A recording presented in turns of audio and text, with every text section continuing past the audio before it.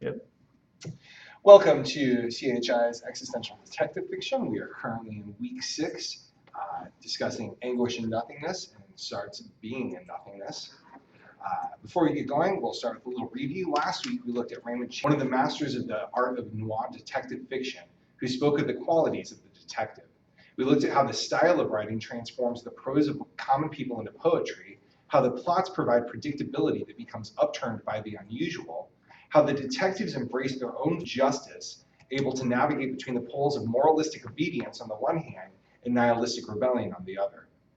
Noir detectives work as existential detectives because they listen to the anguish in the middle of the human heart. And ultimately, that's what makes them successful in as much as they are successful. This week, we'll look at Sartre, who provides a model of consciousness that complements Fichte's work with the plight of the self in the world. We'll begin with his understanding of nothingness, and then move into his understanding of consciousness as it manifests in bad faith.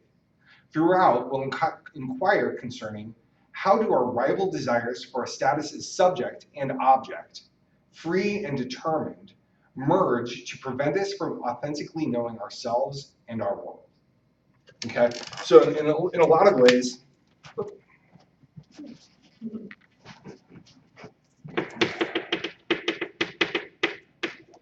to the extent that this did feel familiar, it's because they're both tackling the same kind of problem. And that problem is, I feel like I'm a subject, but when I think about myself and reflect on myself, I also become an object for myself. What am I supposed to do with that? And that's a problem. And that's the problem that Fichte resolves by looking to the possibility of faith in a very philosophically removed Christian sense. Right? It's not Christianity, but it's a Christianity that's been filtered through philosophy in order to become a different kind of faith. Sartre doesn't really offer what we do with it. He just explains how we cope with it. And he calls that bad faith or self-deception.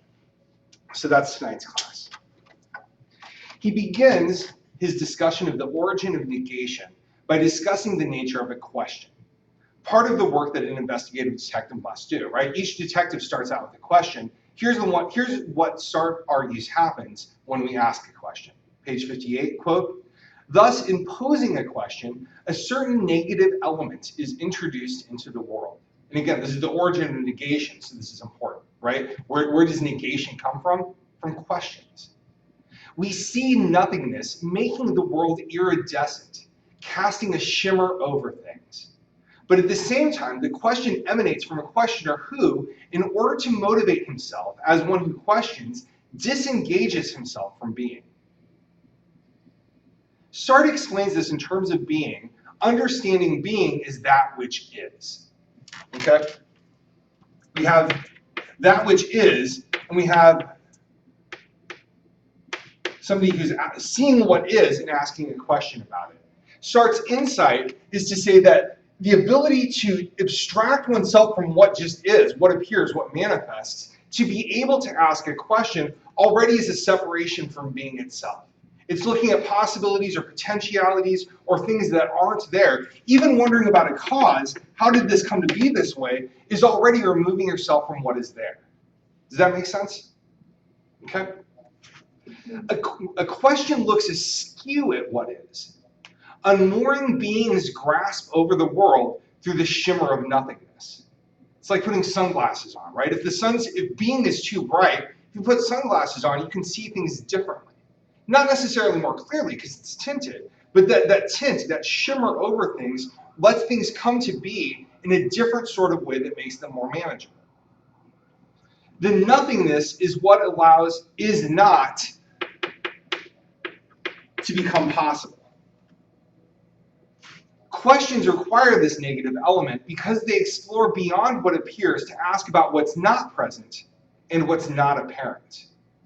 And for Sartre, humans are the beings, quote, through whom nothingness comes into the world. Without humans, there's no nothingness. We let that happen. That this is true pushes Sartre to ask what we must be, quote, in order that through us, nothingness may come into being. Right? If it's true that humans have a unique capacity to bring nothingness into being, well, what does that say about humans? Interesting question. He cites Descartes in naming the, quote, possibility which human reality has to secrete a nothingness within it is freedom. From Sartre's perspective, human being means being free. We're not beings first with the quality of freedom added on after, the way that one can apply extra pepper to one's French fries. The nature of our being already presupposes freedom in addition to it. That freedom, in turn, is what allows for the introduction of nothingness into the world. It's how humans become able to mediate nothing into a world which is. Is that okay so far? Okay. So wait, just to be clear, the creation of nothingness comes through asking questions. That's one way that it does, yeah. But that's one way that it manifests over the world, that we become aware of that nothingness, definitely. But human freedom, which in part would be the freedom to ask questions, or the freedom to inquire about what is not there, it's freedom that gives birth to nothingness. Okay. Is part of it also what has been and what will be? He considers nothingness? Because they're not there. Yeah, yes, they're not. okay. They're not what is, right? So anything that is not what is not. That includes the past and the future, impossibilities, probabilities, potentialities, whatever. Those are all the things that is not is. Make sense? Okay. Sartre's example on page 61 is pretty telling. And you can also feel how Sartre narrates the scene as a detective might. Detectives, after all, engage in the pursuit of what is absent, the murderer, as it is mediated through what is present, objects at the scene of the crime. Make sense? So here's how Sartre describes a room, page 61. The room of someone absent, the books of which he turned the pages, the objects which he touched, are in themselves only books, objects. The very traces which he has left can be deciphered as traces of him only within a situation where he has already been posited as absent, right? The dog-eared book with the well-read pages is not by itself a book of which Pierre has turned the pages, of which he no longer turns the pages. If we consider it as the present, then it is merely a volume with turned-down, worn pages. Does that make sense? So if I'm in a room and I see this is a really just inexcusably bad drawing of a book, so I'll write the book on the cover. You know, if we see a book, I'll give some dimensionality to the spine. It's well read, right? But we know it as Pierre's book, even though Pierre isn't there. How can we do that? The isness of the book is only as a well-read book. Its quality of being Pierre's book is something that we introduce to it, even though it isn't there. Does that make sense? And we do it so naturally, we don't stop to think about how odd that is, that we can add to that which is something which is not. Its Pierre-ness is not the book. The book is just the book. Its Pierre-ness is a nothingness that we introduce to it. Why is it a nothingness? Because Pierre's not actually there, just the book is. And we interpret the traces on the book as relevant to Pierre, but it's nothing. That's what we introduce to it. Does that make sense? Okay. So the Pierre of Pierre's book is not there, he is absent. He's a nothingness inserted over the book that transforms it into Pierre's book instead of a random tome. This is what the detective also must do, to transform an object into a weapon, a letter into a clue, the absence of bullets, like we saw last week, into the testament of love. We're not determined to make these interpretations of the world, however, right? Nothing forces us to make those interpretations. Their very possibility remains an expression of our freedom. So Sartre says on page 63, quote, Pierre's absence, in order to be established or realized, requires a negative movement. If I conceive of the former inhabitant who is no longer in the room, I am of necessity forced to produce an active thought which no prior state can determine or motivate. In short, to effect in myself a break with being. This break with being, of course, is what agonized Fichte in his pursuit of knowledge during his conversation with spirit. Freedom pushes us away from the world that is. Sartre's account of this anguish shows its relationship to nothingness in greater detail. Does that make sense? Julie? Okay. So I'm in a room. I see a book. I say, I wonder, oh, that's Pierre's book. But nothing can make me say that's Pierre's book, right? It can't be caused because there's no cause in the room that's a cause that Pierre would cause, right? Pierre is absent. We'll bracket him out of existence again. There is no Pierre, right? So in order to interpret anything in the room through the lens of Pierre requires that I rupture being itself. Pierre is not in the room. Pierre is not by the book, right? And all of those is nots that attach themselves to Pierre are nothingnesses that I interpose into the world. But it can't be caused, according to Sartre, because there's no thing that causes it. What causes me to do that? No thing does, because no thing is present. What is present? Nothing is present. That's what troubles me, because I want Pierre to be there, but Pierre is not there. No thing causes me to interject Pierre into the room when he's not there, but that's a thing that I can do. Is that a little bit better? Okay. I think just saying no thing instead of nothing is helpful. Yeah. Because the language of it, when I think of nothingness, I think of like empty space or something. It's just not present right here. Yeah, but the thingliness accords to that mechanical determinism that we read about with Fichte, right? Where it's a world of things and objects and forces that all push on me. There's no thing here. Pierre is not here. Pierre is not a thing that is here. By positing Pierre's absence is a thing that I interject into the room, right? Nothing forces me to bring Pierre into the room and have Pierre not appear here. Is your awareness of an absence a presence of sorts? It's a type of nothingness, right? Because I'm bringing something which is not into being. Yeah. Okay? That works. All right. I was hoping that would, because I was afraid that more words would just confuse the matter a bit more. That's okay? Yeah. All right. Are we ready to move on to anguish? Oh, everybody's excited about anguish. After nothingness, anguish is a treat. Excellent. So, Sartre observes that humans have the capacity to think about our lives as we think about, or in the way that we think about Pierre's book. We can stand, quote, opposite our past and our future as being both this past and this future, and as not being them. It is in anguish that one gets the consciousness of his freedom, or, if you prefer, it is in anguish that freedom is, in its being, in question for itself. So let me pause for a moment and put this on the board in the off chance that this will help.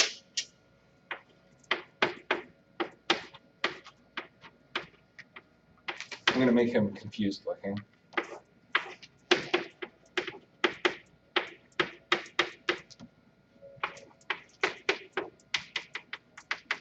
The same way that Pierre was not there, future is not there, and past is not there, right?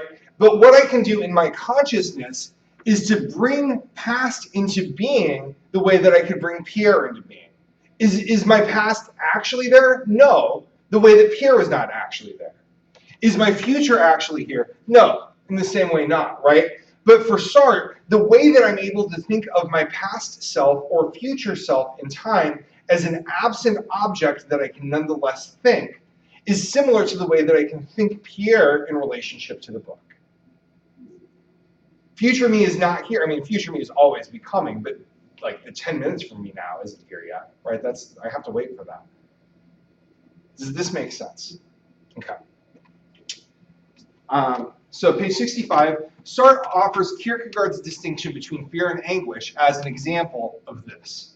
Quote, vertigo is anguish to the extent that I'm afraid not of falling over the precipice, but of throwing myself over. A situation provokes fear if there is a possibility of my life being changed from without. My being provokes anguish to the extent that I distrust myself and my own reactions in that situation. Right? So if I'm walking along a cliff, and I do really love Sartre's examples. If I'm walking along a cliff, I have fear of a landslide, something from outside pushing me off of the cliff. That's fear because it's external. I have anguish or vertigo to the extent that I don't trust myself not to throw myself off the edge. That's an internal problem, not an external problem. Okay? So anguish always relates to what is internal. Fear always relates to what is external. Does that make sense? So his example, his second example is this. The artillery preparation which precedes the attack can provoke fear in the soldier who undergoes the bombardment. But anguish is born in him when he tries to foresee the conduct with which he will face the bombardment, when he asks if he is going to be able to hold up. Does that make sense? I'm afraid the bombardment will kill me. I'm also afraid of if I'm going to just like cower in a little ball and wet myself. That's anguish. The bombardment is here. We okay with that? All right. Anguish, in other words, is centered on that uncontrollable quotient within the human heart that stirred Oedipus and Ficta, as well as De La Guerra. It's what led to the murders of Laius and Mar, and what led detectives on the trail to the killer. Our inmost being remains undetermined, and therefore free. And while we enjoy that freedom, it also becomes a source of joy within us. Make sense? Sartre gives a more detailed account of the nature of vertigo. He says that it announces itself through fear, and then he puts us on the scene. So once again, here we are. I am on a narrow path without a guardrail, which goes along a precipice. The precipice presents itself to me as to be avoided. It represents a danger of death. I conceive of a certain number of causes which transform that threat of death into reality. I can slip on a stone and fall into the abyss. The crumbling earth of the path can give way under my steps. Through these various anticipations, I am given to myself as a thing. Think Fichte's determinism there, right? When I think about the outside world acting on me, I'm back in Fichte's world of doubt, where all of my actions are determined by outside forces. Does that make sense? So that's where Sartre's thinking through right now. I am given to myself as a thing. I am passive in relation to these possibilities. They come to me from without. Insofar as I am also an object in the world, subject to gravitation, they are my possibilities. What makes them mine? I have a physical body that's capable of being influenced by outside things. Does that make sense? Insofar as my body is mine, those possibilities that can affect my body are also mine. Okay. So this puts a more morbid spin on Fichte's uneasy appreciation of a deterministic world. Understanding our body as an object and subjected to external forces can reveal to us impending death all the time.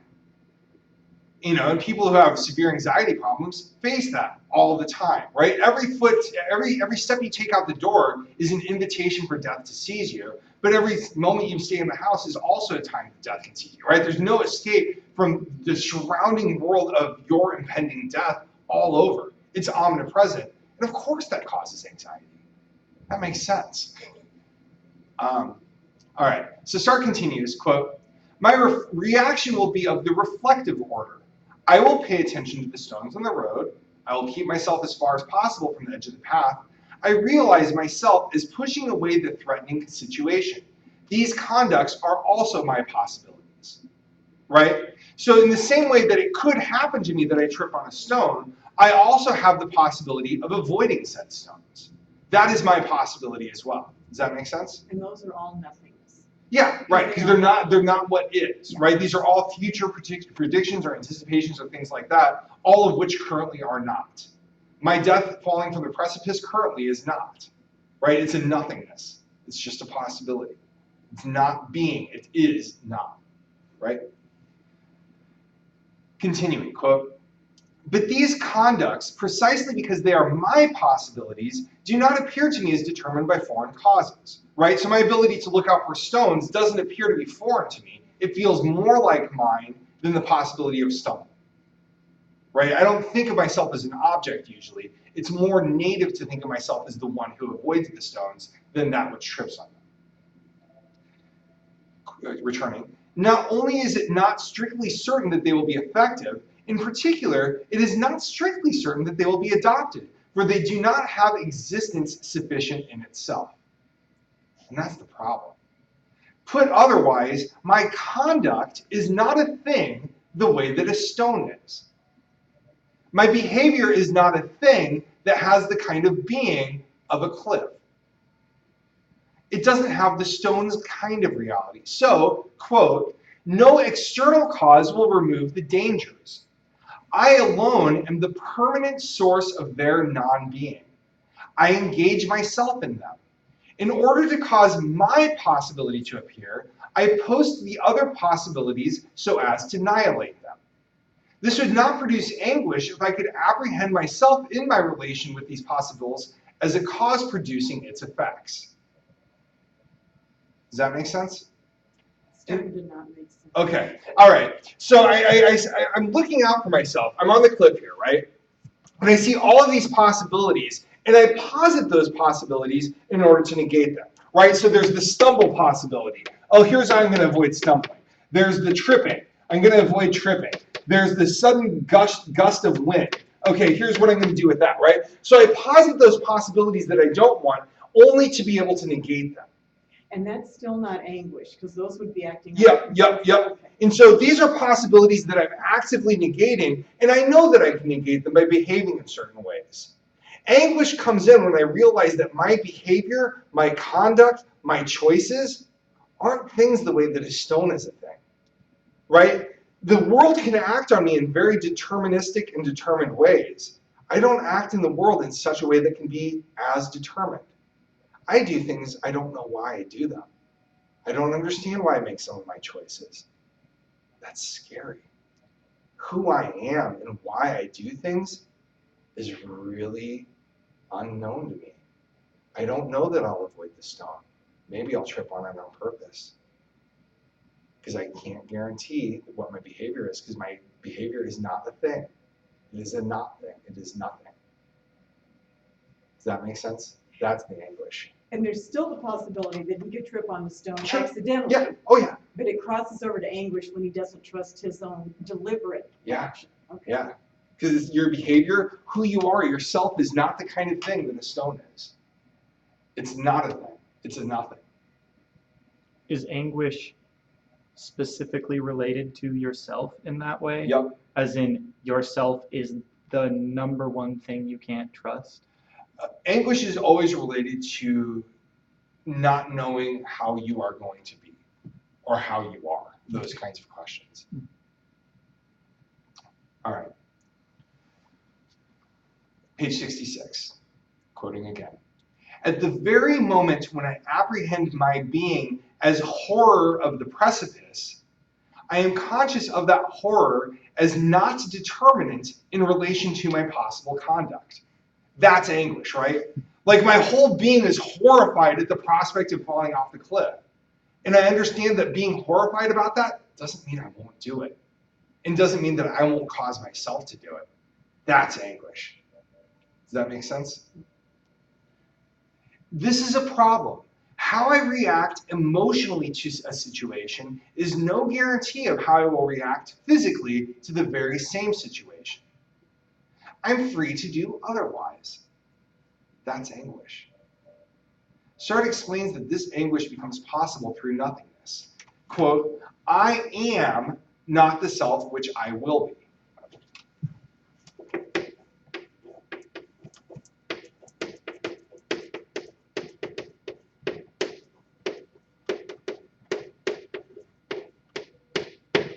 How many of you have had a moment where you said, I will never do that again, and then within a week did that thing again that you swore that you would never do?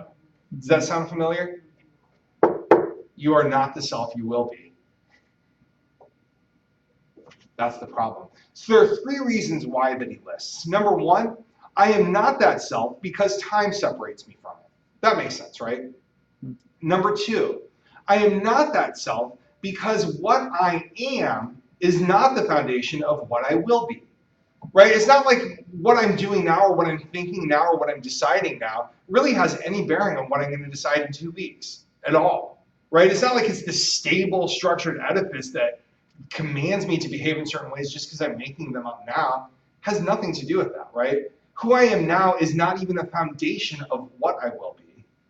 3, I am not that self because no actual existence can determine strictly what I am going to be. Right? No force, no anything can make what I will be the thing that I think it should be. Nothing can force any one thing in the future to come into being. Can't happen. There's no determination of it. I am the self which I will be in the mode of not being it. I am the self which I will be in the mode of not being it. Here's 2 weeks from now, Dan. Here's how I'm going to be, but I'm in the mode of not being it, right? I can't be myself 2 weeks from now because I don't know what will happen 2 weeks from now. There's all sorts of contingencies. You know, somebody close to me might die. That'll radically upset things. My foot might get cut off. That will change things, right? I mean, there's all sorts of things. Or I might just, decide to start on a morphine habit. That will change things. I can't know who I'll be in 2 weeks. I don't know who I'm going to be in 2 hours. I can't know. And I can't determine it now. And that's what creates anguish. It seems like anguish also bears on like a future freedom thing, like just awareness that you can't even, like freedom being a lack of self-control is really weird. Well, even the notion of self-control, what does it mean to control yourself? That's all anguish, right? It's the need impossible. to control yourself, the desire to control yourself is anguish. Because that self which in 2 weeks needs to be controlled is a wild thing that you have no access to until that very moment where that control is needed, in which case it's just a coin toss. Will it be there or not? I don't know. But nothing I do now will prepare me for when I need to do it 2 weeks from now. Nothing. Nothing at all. And that's anguish. He continues. Ready to go on? In addition to anguish over the future, Sartre discusses anguish in the facts of the past. Quote, it is that of the gambler who has freely and sincerely decided not to gamble anymore, and who, when he approaches the gaming table, suddenly sees all his resolutions melt away. There is nothing in us which resembles an inner debate, as if we had to weigh motives and incentives before deciding. The earlier resolution, not playing anymore, is always there, and in the majority of cases, the gambler, when in the presence of the gaming table, turns toward it as if to ask it for help. He does not wish to play, or rather, having taken his resolution the day before, he thinks of himself as still not wishing to play anymore. He believes in the effectiveness of this resolution. But what he apprehends then in anguish is precisely the total inefficacy of the past resolution. It is doubtless, but fixed, ineffectual, surpassed by the very fact that I'm conscious of it. Right? And again, contrast this to Fichte. Fichte found his solution all in the will and being resolved to do things. Right? He had a lot of faith in the will. His necessary first step is faith, right? Part of that faith is in the viability of the will. Sartre says, that's not, there's no way. There's no way. Right? Because as soon as I can look at a gaming table and say, oh, yes, I made this resolution, but I'm not that resolution anymore, precisely because I can remember having made it. Right? It's not like having decided I'm not a gambler means I don't gamble or don't want to gamble. I can say I'm not a gambler, which is great when I'm not gambling. It's not going to do anything for me here because I can remember myself having had to make that resolution because I gamble. And that's the problem. Does that make sense? I feel like that's a misrepresentation of Fichte's will, because Fichte's will is not about making a resolution in this idea that it's something you did and then it's done. it would be about a continual Yeah, process. it's a continual process. It absolutely is, right? It's a continual reaffirming of that volitional statement. Mhm. But a lot of it's still predicated in your ability to maintain that continuously, And right? He has a huge belief in the will's ability to say, this is who I'm going to be. If this is my vocation, I'll pursue it. There's no sense of that in Sartre, right? I mean, the whole ability to know my vocation and to pursue it with the single purpose and purity of my being. Nah, what's my vocation? Yeah, I'm gonna sleep in today. I don't care about my vocation. That was yesterday's business. Like today's me, I'm gonna sleep. Do you see the difference? Yeah. Okay.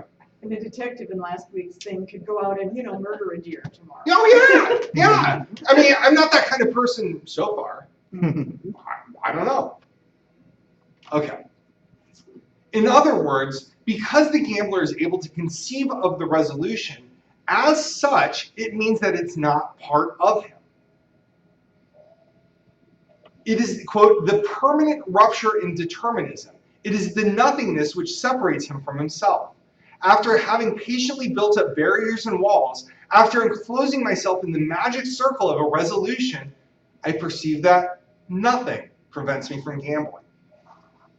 The anguish is me, since I make myself not to be the past of good resolutions, which I am. Nothing separates us from these intentions, but these intentions are also a nothingness that leaves the table open for our play. And all the magic circles that we protect ourselves from making things that we don't want to do again, I still want to do them. And nothing is there to stop me. Nothing. Do you see where nothingness comes back in? Now, we don't like feeling anguished. I mean, that's part of why we never really actually think of all of this. We hate feeling anguished. It's paralyzing. It petrifies us. Sartre therefore illustrates the strategies that we use to hide our freedom from our awareness of it. One option is to claim one possibility for the self as mine and to understand the others as dead things in the world. He uses the example of writing a book. He says, quote, I shall write this book, but anybody could also not write it. The not writing is a possibility only for the anybody who is not also me. Right? I realize that the not writing isn't a possibility, but that's the anybody could not write it, that isn't mine. My possibility is the one that writes it. Does it make sense? No. Does it work to make sure you write your book? Sometimes. You hope so. You cross your fingers that it'll work. Anguish also, quote, attempts to disarm the past of its threat, which employs a strategy whereby I envisage the self as a little god which inhabits me and which possesses my freedom as a metaphysical virtue. It is a fiction eminently reassuring, since freedom has been driven down into the heart of an opaque being. It is a matter of apprehending my freedom of myself as the freedom of another. I don't want the responsibility of my own freedom because I screw up my life all the time. But I don't want to be determined either. So what I do is I say, okay, well, clearly I have freedom, but the freedom haver is this little god over here. That's somebody who can be trusted with the kind of freedom that I have. This freedom taker, this little god, will make sure that I do all the good things and none of the bad ones. Right? It's my freedom, but secretly I give my freedom up to this thing, which will help me be better. Sound familiar? I don't want my freedom. I don't want to think through all that, right?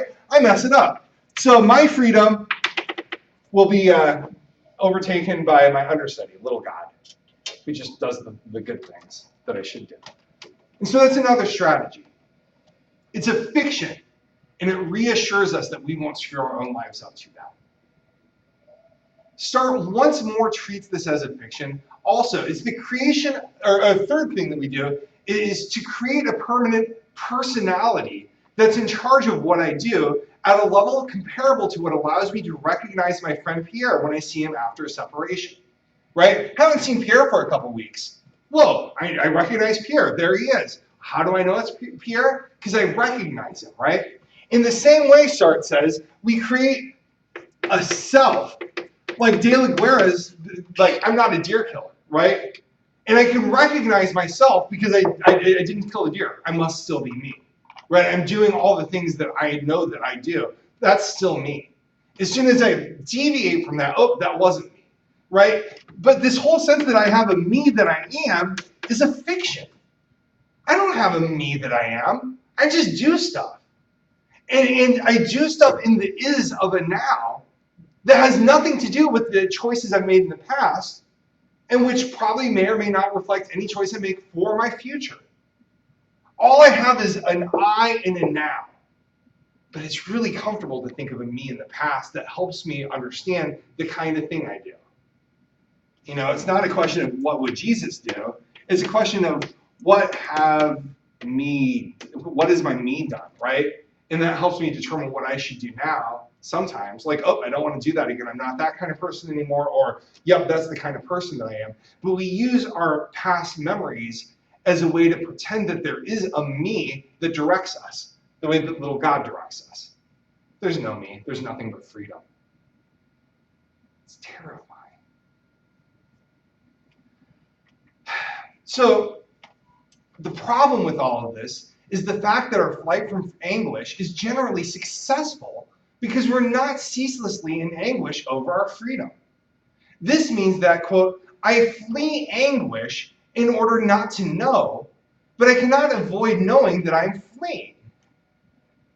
And the flight from anguish is only a mode of becoming conscious of anguish. Thus, anguish, properly speaking, can neither be hidden nor avoided, right? I'm not paralyzed by anguish all the time, which means I'm really good at not being anguished. Well, how could I possibly not be anguished over that amount of freedom? It's terrifying. Well, it must mean that I'm doing a good job of hiding from my anguish. Well, in order to hide from my anguish, I have to be aware that I'm in anguish in order to hide from it, right?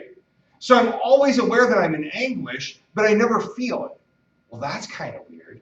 Is that bad faith? That's bad faith. And that's what opens up the question of self-deception. So, so self-deception or bad faith refers to our capacity to lie to ourselves. It's the trait that built the tension into Oedipus, and it also is the reason why existential detectives have to engage in at least some introspection as they move throughout the world. How else could they know that they'll remain on the proper case for the proper reasons? Right? They need to be introspective about that. So, part one of the chapter focuses on Sartre's takedown of Freud, which gets a little long, and it does give you insight into how Sartre thinks. I also personally don't think he gives Freud some of the credit that he deserves, but you can understand why there can't be an unconscious in this model, right? Because that would be a determinant. That would shrink your freedom. Because if you have an unconscious that's impulsing you in a direction or another, right, then your freedom's constrained. And Sartre just wants nothing to do with that. So he has to take out Freud. That makes sense. I just don't think he gives it enough credit. So that's part one. I want to focus on chapter 2, the patterns of bad faith. Sartre here turns into an existential detective. In order to pursue the question, what must be the being of man if he is to be capable of bad faith, which is his question, he provides a series of small narratives that offer him a scene for investigation. Case 1, the young woman. She's on a first date with a man whose intentions seem pretty obvious. She doesn't want to decide what she wants yet, and so she allows herself to, quote, disarm of its sexual background the man's comments, such as, I find you so attractive. There's nothing sexual about that, she says. She wants to inspire desire, but, quote, the desire cruel and naked would humiliate and horrify her. What she wants is steeped in ambivalence. An ambivalence that must simultaneously address to her awareness of herself as an object, attractive, and a subject who has the freedom to say no. Does that make sense? So she wants to be desired, but she can't actually see that desire for what it is because that's ugly. She just wants to feel the soft desire-iness without its sexuality, which she also might want, but she doesn't know yet. That's the ambivalence. Does that make sense? Okay. Then Sartre adds a new element to the scene for his detective's observation. Quote, suppose he takes her hand. This act of her companion risks changing the situation by calling for an immediate decision. To leave the hand there is to consent in herself to flirt, to engage herself. To withdraw it is to break the troubled and unstable harmony which gives the hour its charm. The aim is to postpone the moment of decision as long as possible. We know what happens next. The young woman leaves her hand there, but she does not notice that she is leaving it. She does not notice because she is at that moment all intellect. The hand rests inert between the warm hands of her companion, neither consenting nor resisting. A thing. It's a good scene. And Sartre sets it up with the narrative thrust, inserting that we know what happens next, right? He's calling upon us as readers with this hermeneutic wherewithal to make these predictions and go from there. What's even better, though, is his detection of the various procedures that she uses to, quote, maintain herself in this bad faith. Does everybody understand how the bad faith comes into being? She likes the sexual tension, but she can't let herself know that she likes it. And so she allows her hand to be held as though it were passive and not something that she would have any control over it's being held or not. It's bad faith, but then she has to continue on in bad faith, right? Because it's not like he stops holding her hand. So here are the three things that she does. Number one, here's what she's done throughout the scene. I'm sorry. Number one, she's disarmed the actions of her companion by reducing them to what they are. That is, to existing in the mode of the in itself, as though she were an object. Right? So all that's going on here is a hand is being held. Doesn't matter to me, nothing sexual, nothing romantic, it's just a hand, it's being held, that's fine. There's nothing going on. All that is a hand held. That's it. That's it. Number two, she permits herself to enjoy his desire, which requires knowing motives beyond which she is, on the other hand, willing to admit. Right? So she likes that she's desirable, but she can't really admit it because that opens up too many bags of worms, right? Too many cats are scrambling out of all of these bags. The worms are off the hook or whatever. I mean, whatever metaphor you want to use. None of it works, right? And so she enjoys it without knowing what she's enjoying. She's just pleased at this moment, mysteriously. It's a charming hour for whatever reason that I'm not going to think about. It's just working for me right now. I feel it. It's good. Don't ask, don't look, just enjoy. Number three, she senses her own body and its potential arousal, but she realizes herself as not being her own body. She contemplates it as though from above, as a passive object to which events can happen, but which can neither provoke them nor avoid them because all its possibilities are outside of it. So she senses her body, but she's not aware of it as her body. She enjoys it in the mode of not being it. She thinks about it. So at this point, Sartre introduces what he calls the metastable structure of consciousness, anchoring it between the poles of facticity, which include our history and our bodies, and transcendence, which includes our freedom to not be those things and our understanding of other possibilities. He mentions a parallel structure that converges the look of the other and the look of the self, and that's how we can shift back and forth from an objective to a subjective view of who we are, right? But the thing, one of the reasons why this book still really should be read is this notion of metastability, right? It's not stable, it's metastable. And its metastability emerges through shifting between facticity and transcendence. I am a body, I am my past, and these are all things that can be determined, and it comprises a view that sees the self as determinable. This is the escape hatch. Nope. I'm not my past. I'm not my body. No, none of them. None of those things. Not true, not me. I'm escaped. Does that make sense? So kind of being in nothingness. They're both, yeah, in a way. That's not a bad way to look at it. Any Sartre scholar would probably rip you up and down, and me up and down for even saying that. But yeah, that works. Because in the facticity, she wants to be just in the moment, not put any interpretations on it. It's just the So isness. that's just the isness. but it presupposes that the isn't sexually charged, right? Or looks at what is only being material, which isn't what humans are. Humans aren't only material. So there's a little lie that wiggles its way in. Like her facticity is born of the bad faith, right? Yeah. So already she has no idea what is. Her sense of is off. It's a missed is. Yeah. But I mean, her body's her body. I mean, it's factical, right? She is certain. I mean, she weighs this much, her eyes are this color. You know, she's this tall, she's this old, or whatever. I mean, her body has facticity that's true about it. But to say her hand is a passive thing in the world is not true about it. Does that make sense? Yeah. All right. Case number 2, the waiter in the cafe. Quote, his movement is quick and forward, a little too precise, a little too rapid. He comes toward the patrons with a step a little too quick. He bends forward a little too eagerly. His voice, his eyes express an interest a little too solicitous for the order of his customer. Finally, there he returns, trying to imitate in his walk the inflexible stiffness of some kind of automaton, while carrying his tray with the recklessness of a tightrope walker by putting it in a perpetually unstable, perpetually broken equilibrium, which he perpetually reestablishes by a light movement of the arm and the hand. All this behavior seems to us a game.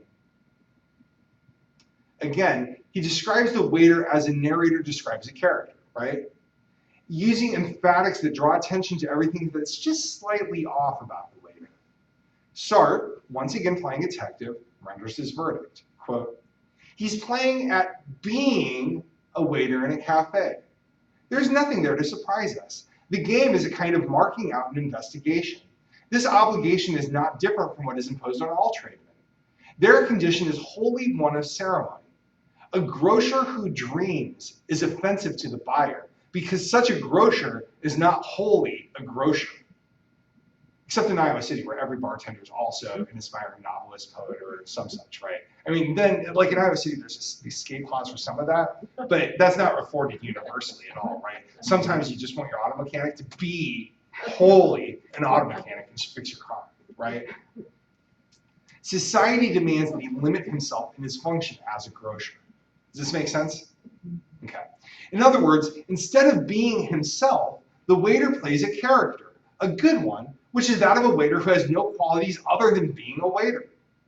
This conforms to our expectations for waiters and also enables us to continue in our own roles. What am I? I am a student. I am a parent. I am a child. I am a friend. I am a worker, right? And whatever mode I'm engaging in the world as, I am wholly that and nothing else, to the best that I can manage it, right? If I'm trying to be a student, but I also have like, oh, my mom is sick and my daughter is upset and I don't know about this thing going on and I don't know what I'm gonna, then I'm not really being a student anymore. I'm unsuccessful at doing what I should be doing, right? And so I just say, nope, all I am is a student. Nope, now all I am is a parent, all I am is a kid. And I try as often as possible to be only the one thing that I want to be instead of everything that I actually am. Does this make sense? It's play acting.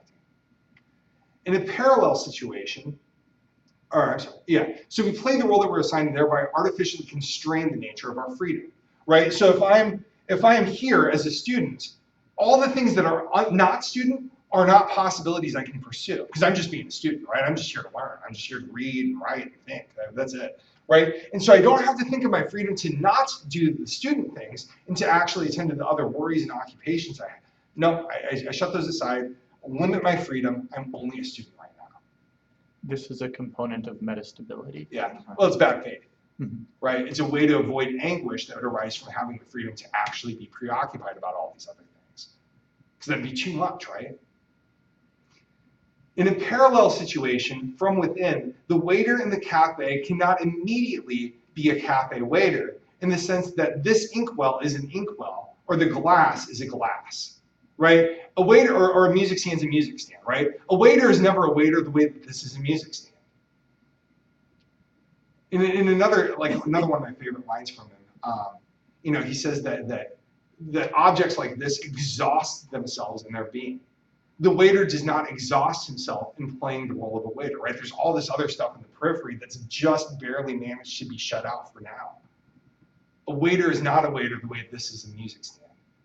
The waiter will always have more options and possibilities than an inkwell, than a glass, than a music stand. Does that make sense? Case 3, the homosexual. Quote, a homosexual frequently has an intolerable feeling of guilt, and his whole existence is determined in relation to this feeling. This man, while avowing each and every particular misdeed which he has committed, refuses with all his strength to consider himself a pederast. His case is always different, peculiar. The mistakes are all in the past. They are explained by a certain conception of the beautiful which women cannot satisfy. Sartre comments, quote, here is assuredly a man of bad faith who borders on the comic, since acknowledging all the facts which are imputed to him, he refuses to draw from them the conclusion which they impose. The homosexual recognizes his faults, but he struggles again with the crushing view that his mistakes constitute for him a destiny. He does not wish to let himself be considered as a thing. He lays claim to not being a pederast in the sense in which this table is not an inkwell. On page 108. Does that make sense? This music stand is not the table. I am not a pederast. There, it's done. And as much as I can make it be done, it's done. The homosexual also has a friend who wishes him to be honest about his identity. Sartre finds the friend to be equally guilty of bad faith. Quote, this is actually what the critic is demanding of his victim, that he constitute himself as a thing, that he should entrust his freedom to his friend as a fief in order that the friend should return it to him subsequently, right? His friend just wants to say, dude, you're gay. It's okay, get over it, right? You're gay. But even that claiming that identity of I am gay makes himself into a thing, right? That's not necessarily true. Because he's still more than just He's gay. still just more than just gay, right? And so his choice to say, I'm not gay, and his friend saying, no, you are gay, they're both guilty of bad faith.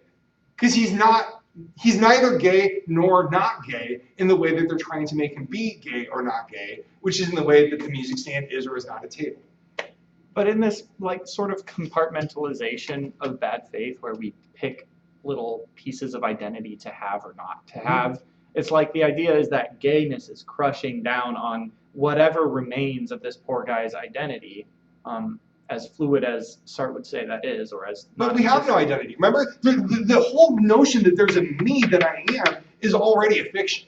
Right, but couldn't you say that there's like a field that constitutes all that you ever are, have been, or will be? Sure, you can say that. And if a huge portion of that field is unacknowledged for your entire life, then maybe the best friend isn't in such bad faith because he's just like, look, there's more out there. Yeah, but the friend is just trying to say, dude, you're gay. Mm-hmm. What are you? You are a homosexual. Mm-hmm. And the way that he's trying to make his friend acknowledge that is the way of saying, this is a music stand.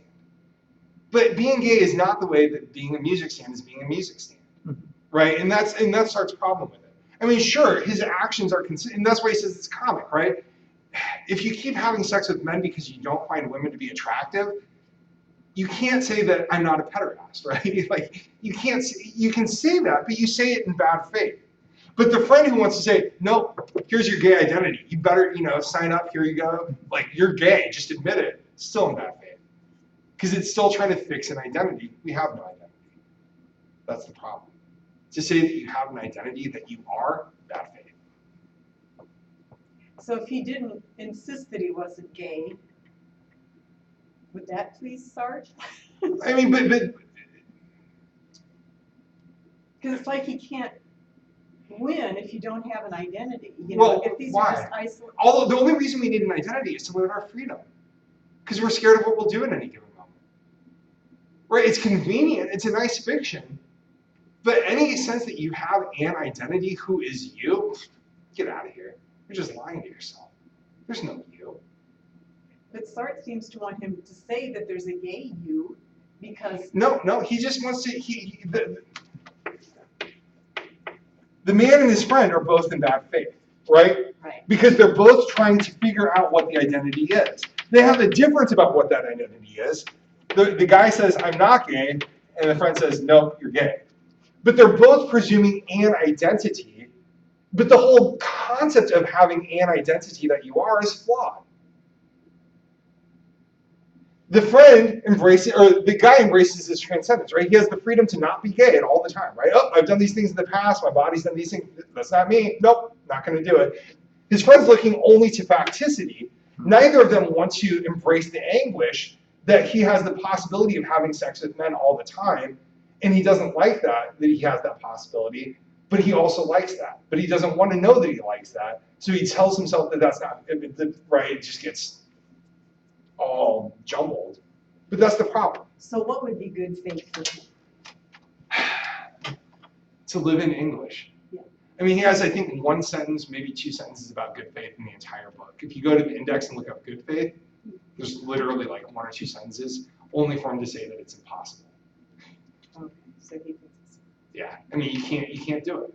You can't be conscious of every moment of who you are and are not at every moment and every time. Forsaking, I mean, you just can't do it.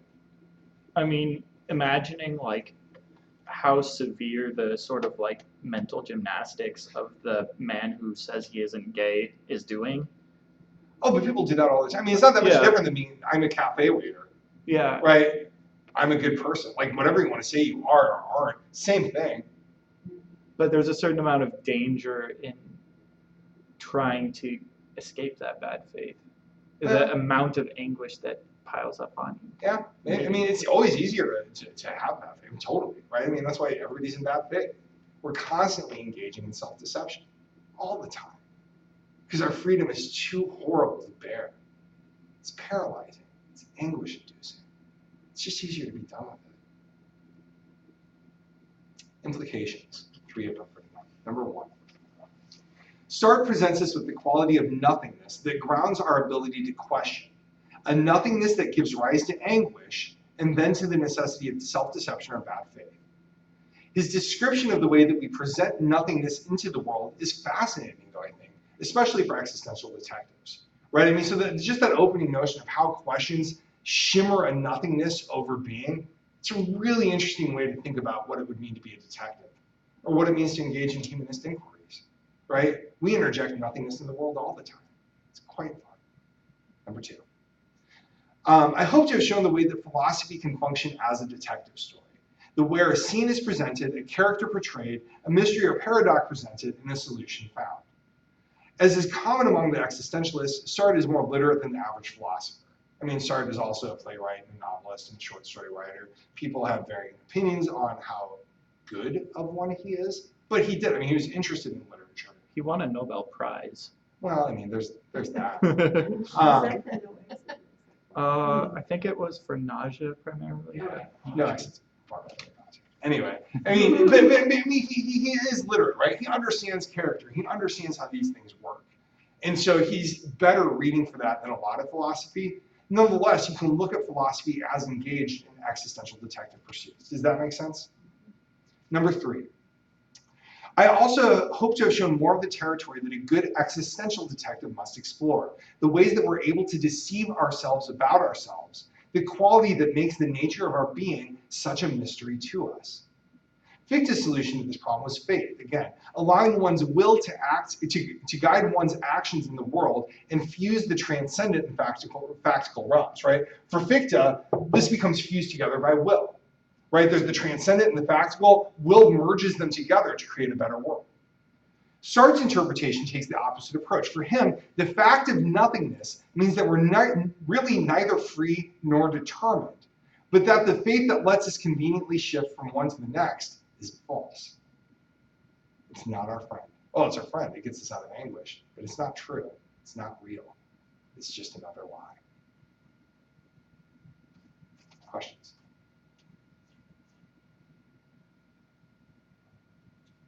So just say a little bit about when he says something like being is not being.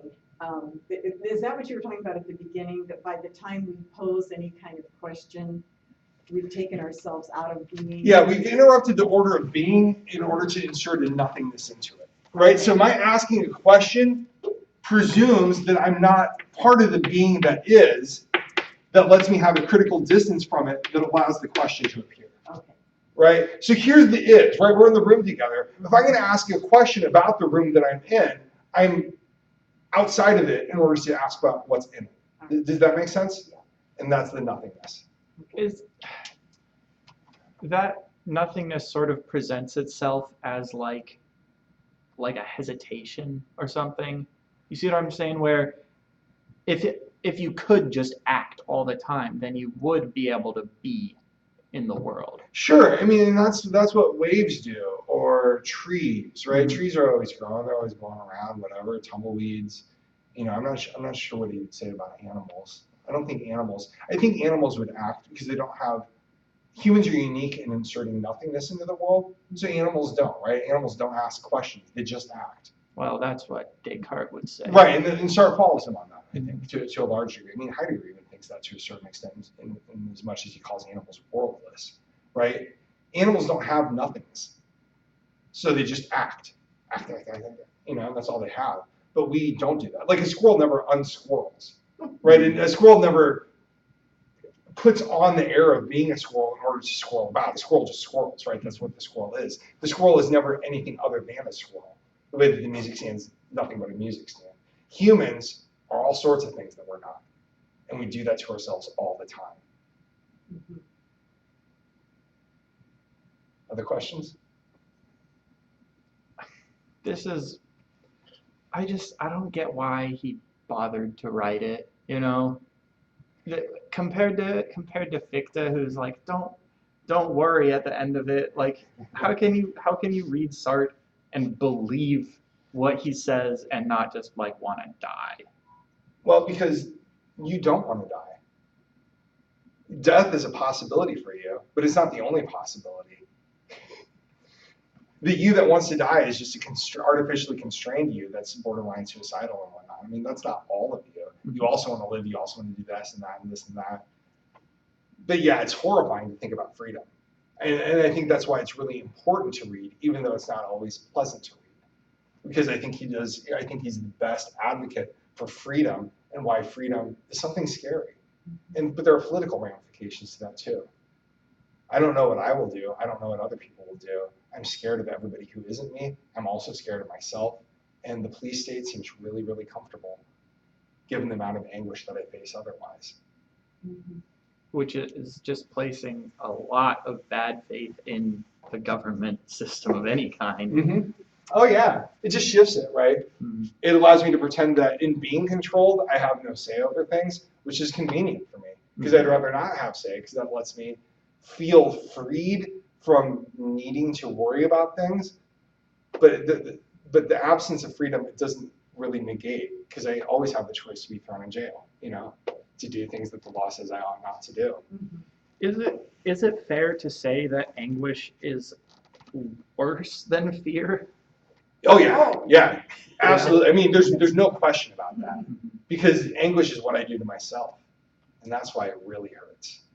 I think in that whole discussion, my biggest issue was with fear. With fear. Fear. In the discussion here, Mhm. I see fear as a much more powerful. Well, What's going to happen to you? fear is always a fear of death, ultimately, Mhm. right? What will happen to me? I might die because of this or that or this or that or this or that. Anguish is I might kill myself. I don't know that I'll avoid death. I don't know that I want to. And if I don't know that about myself, what can I know about myself? Nothing. I guess I just have never thought in terms of fear as being external. I always viewed fear as internal. Yeah, and It's that's your internal response to what could happen from outside of you, but you're not afraid of what you do to yourself or what you do to someone else. yeah, I understand what you're saying. And that's a good point. I mean, the distinction between anguish and fear is one that it's a psychological distinction that Kierkegaard in the concept of anxiety was one of the first to promote. Here's anguish, here's fear, but they're slightly different things. And that's what Sartre tries to lay out with like the guardrail, right?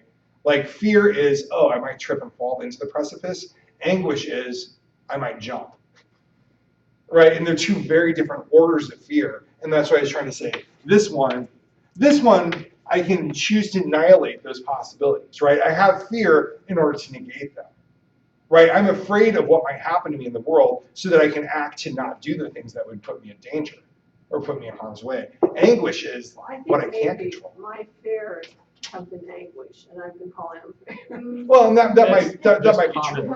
common parlance. Yeah. No, and that's a very, I mean, these things are usually interchangeable. It's just in philosophy they have to, here's what this one means, here's what this one means, here's why.